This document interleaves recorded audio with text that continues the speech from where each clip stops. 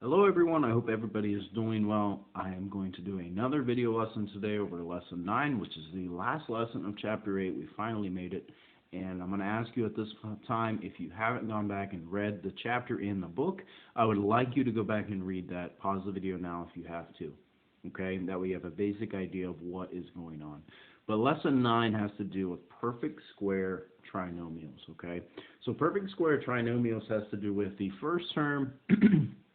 So basically, we're taking a binomial, right, and we are squaring it, right? And that's how we get to a perfect square trinomial. And in order to figure out if we have a perfect square trinomial, we have to look at the first term and the last term to see if they're perfect squares. And if they are, we'll go from there. So let's take a look at the example here at the right. Okay, notice 4x squared is a perfect square. Okay, it is a perfect square of 2x because 2x times 2x is 4x squared. Okay, 81 is also a perfect square. It's a perfect square of 9. 9 times 9 is 81. Okay, which is good. Okay, so it looks like we may have a perfect square trinomial, but we have to keep going to double check. We have to look at this middle factor. Okay, this middle factor has to be the product of the two factors and a factor of another 2. Now in this case, since we have a negative right here, it has to be a negative 2. And let's see if that works. Well, 9 times 2x is 18x. Times it by negative 2, and that is negative 36x.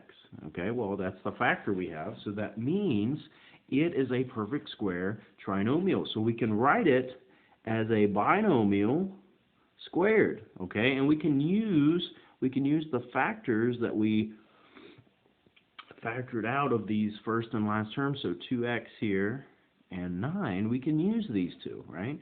So 2x is my first term, 9 is my second term, and since this 36 is negative, that means it has to be negative as a binomial. Okay, that 9 has to be minus 9. Okay, and you could go back, you could FOIL it out to see if it works, and in fact it does work. So that would be a perfect square trinomial. Now I'm going to go through a couple examples. We're going to do numbers 2, 4, and 8. And then from there, if you have any questions, please feel free to email me, and I'll get back to you as soon as I can. Okay? So let's take a look here then at number 2. Okay, let me erase this real quick.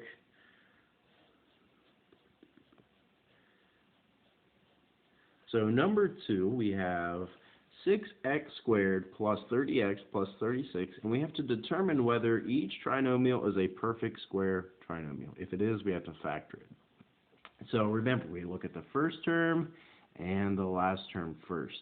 Okay, and we have to see if it's a perfect square. 36 is a perfect square. 6 times 6 is 36. However, 6x squared is not a perfect square because 6 is not a perfect square. Nothing times itself will give you 6. Okay, so 6 is not a perfect square, so this is not a perfect square trinomial. Okay, not a perfect square. Right, and if it asks you to explain why, we could say, well, 6 is not a perfect square. Okay, and that's how we would try to explain that one if it asked us to. Okay, so look at number 4 now. All right, number 4, we have to factor the polynomial if possible, and if the polynomial cannot be factored, we are going to write prime. Remember, if it's not factorable, it's a prime polynomial, okay? So, like I said on the difference of squares video, if you happen to watch that, we have this huge bag of factoring that we have to pull from, okay? And there's no one step-by-step process we need to take. We just have to keep in mind of everything we learned in order to factor these. Okay, so if I'm looking at number 4, we have 6x squared minus 34x plus 48. Okay, now if you looked back a couple pages, there's a table there that kind of helps you follow your steps. Just some questions you could ask yourself to kind of figure out how to factor this. All right, so the first thing I'm going to do is I'm going to say, okay, can I factor anything out? Do they have any greatest common factor, right? Is there a greatest common factor here? And then factor actually is, okay, between 6, 34, and 48, we can factor out a 2, all right? So I'm going to pull out this 2, and I'm just going to put it in parentheses right here, all right? And now I got to ask myself, okay, what's left? Well, if I factor out a 2 from 6x squared, that gets us 3x. If I factor out a 2 from 34x, that's 17x. 17x. And if I factor out a 2 from 48, well, that is just 24. And so far, so good. We're doing well. Okay? Oh, this should be 3x squared. My fault. And now I have to ask myself, okay, what do I have? Is this a perfect square? Well, no, 3 is not perfect, 24 is not perfect, so it's not perfect square. Unfortunately, my coefficient on the x squared is not a 1, so we have to use our grouping method here. That is the only way we can do this one. So I have to multiply 3 and 24, so I get 72. So I need two numbers that multiply to give me 72, but add to give me negative 17, right? That's that middle term. At this time, if you want to pause the video to figure out those factors, you can. I'll give you a second. So if you factor these out, you would in fact use the factors 9 and 8, but in order to get negative 17, they both have to be negative. So negative 9 and negative 8 are your factors. So remember, we're going to rewrite 17x in a clever way. We're going to write it as minus 9x and minus 8x. Okay? So I'm going to go straight into the grouping. So 3x squared minus 9x, okay, plus, and in this case, this is going to be minus 8x, and then plus 24. So I'm just going straight into that grouping, okay? And now we can factor out our common factors, okay? So that 2 is just following right along, and then 3x squared minus 9x, we can factor out a 3x, okay? And we are left with x minus 3. Plus, I can now factor out a negative 8 on this second binomial, and we are also left with x minus 3. Now, I know this is a lot of steps, okay, but keep going. You're doing a great job, okay? Notice we can factor out an x minus 3, so we can have 2, and then x minus 3 is our factor, and we multiply it by what's left, in which case is 3x and the minus 8. Okay?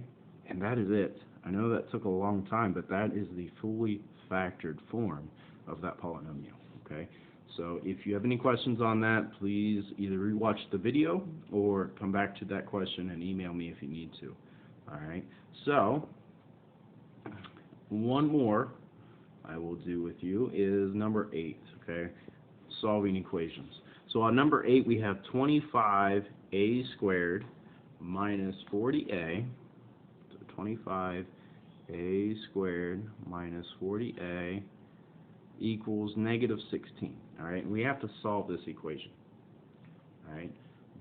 Remember, we need a 0 to kind of pop up somewhere. So I'm going to take this 16, I'm going to move it over. I'm going to add 16 to both sides.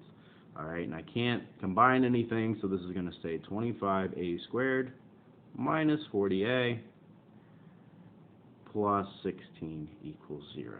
Okay, so now we got to factor it in order to solve. But look, 25a squared is a perfect square of 5a, and 16 is a perfect square of 4. Well, let's see if 40 then is a product of 5a, 4, and 2. Okay, well, 4 times 5 is 20, so it's 20a, times negative 2, that's negative 40a, which is what we want. So this is a perfect square trinomial, so we can write our binomial squared, right?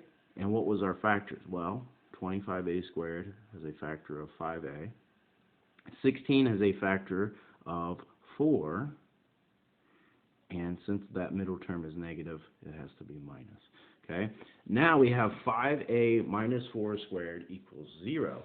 So this is really like 5a minus 4 times 5a minus 4, and all that has to equal 0. Remember before we just said, okay, we got to break this down. But since both 5a minus 4 are the same, we only have to solve this equation one time. Okay, so if I'm solving this, I get 5a equals 4. That means a has to equal 4/5. Okay, really be careful though on some of these quadratics. Okay, when you're doing this, right? For example, on number 7, we have 4x squared equals 36. Okay, you can go ahead and divide by 4 here to solve it. You don't have to do all the factoring if you don't want to, but you get x squared equals 9.